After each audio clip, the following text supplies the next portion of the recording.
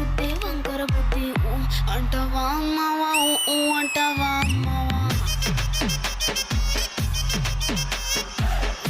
అంటావా అమ్మావా అంటావా అమ్మావా